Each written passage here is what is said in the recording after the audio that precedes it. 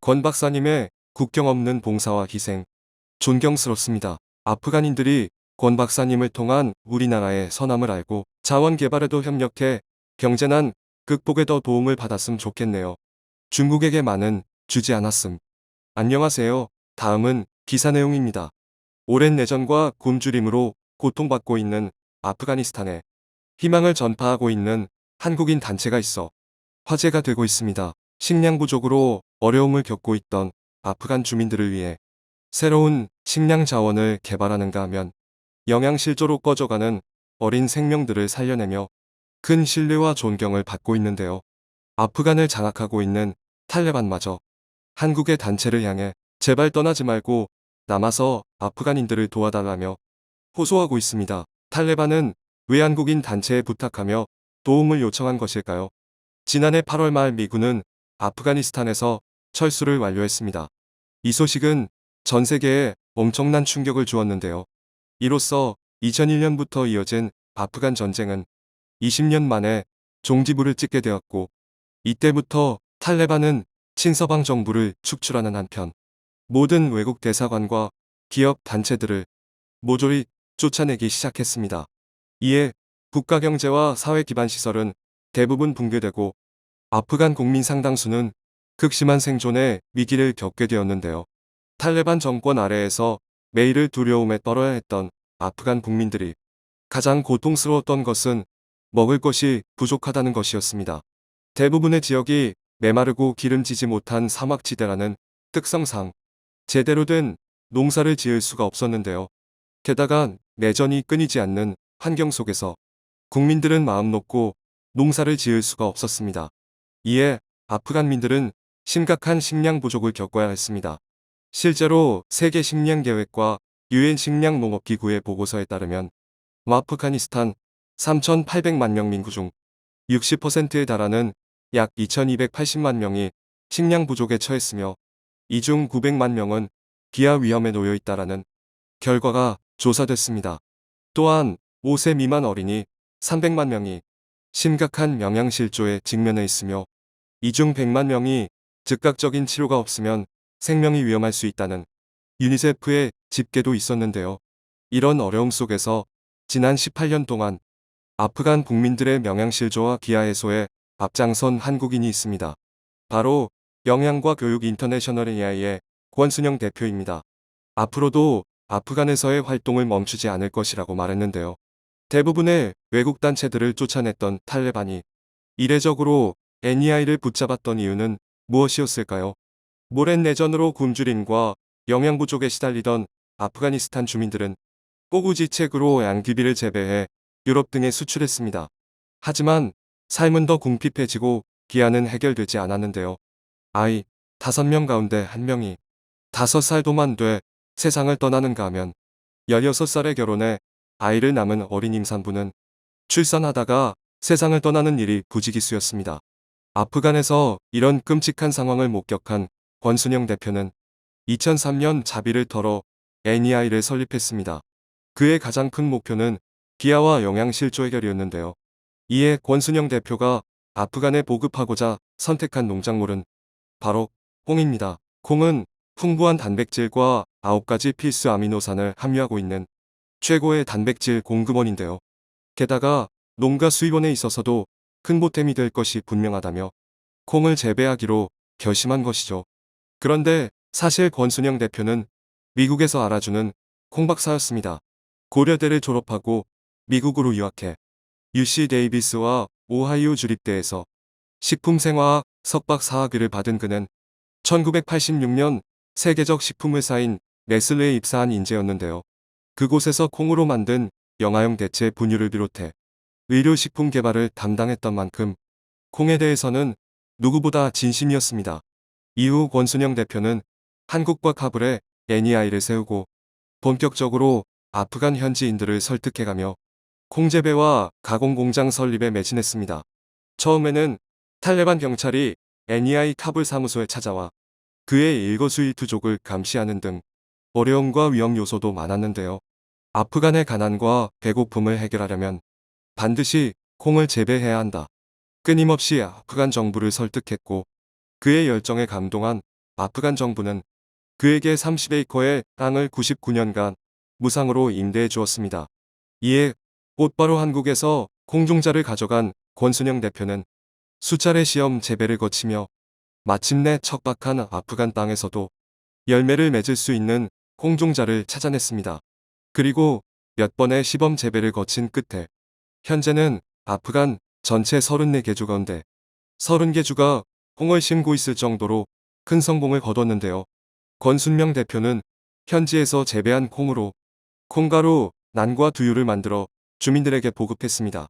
콩난이 보급된 이후 단백질 흡수율은 110%나 증가하는 놀라운 변화가 나타났는데요.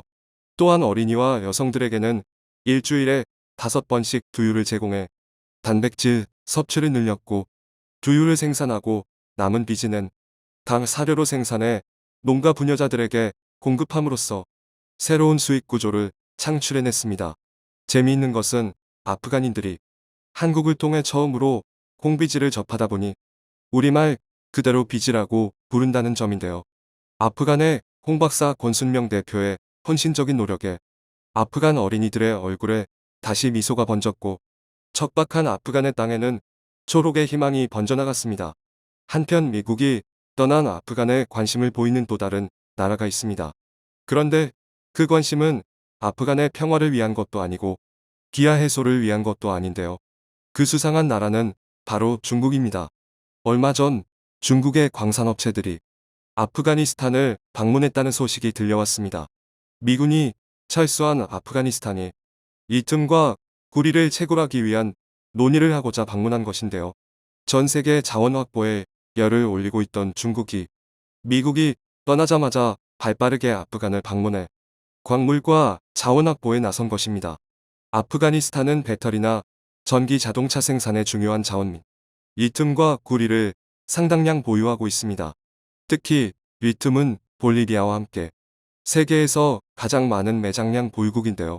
이에 호시탐탐 아프간을 노리던 중국이 아프간의 리튬 및 구리에 대한 채굴 권한을 확보하기 위해 본격적인 행동에 돌입한 것이죠.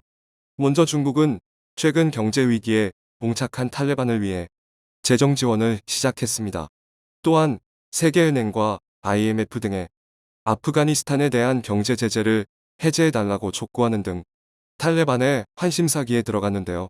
이뿐만이 아닙니다. 홍콩 사무스치 낭오닝 포스트에 따르면 보도가 전해졌는데 그 이유가 굉장히 충격적입니다.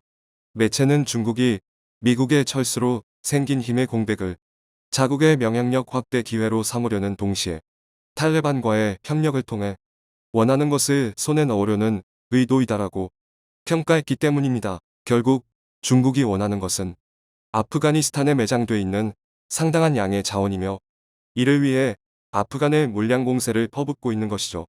한편 아프가니스탄에서 희망을 전파했던 한국은 또 다른 내전 국가에서도 기적을 만들어내며 전 세계를 들썩이게 만들었습니다.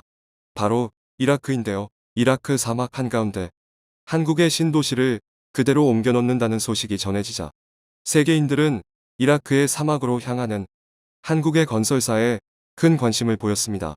이는 한국의 한화건설이 이라크에서 수주한 비스마야 신도시 건설 프로젝트인데요.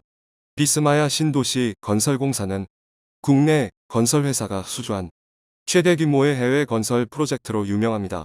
여의도 면적의 6배 규모인 550만 평 부지에 60만 명이 살 수 있는 10만 개의 거주 공간을 건설하는 대규모 사업인데요.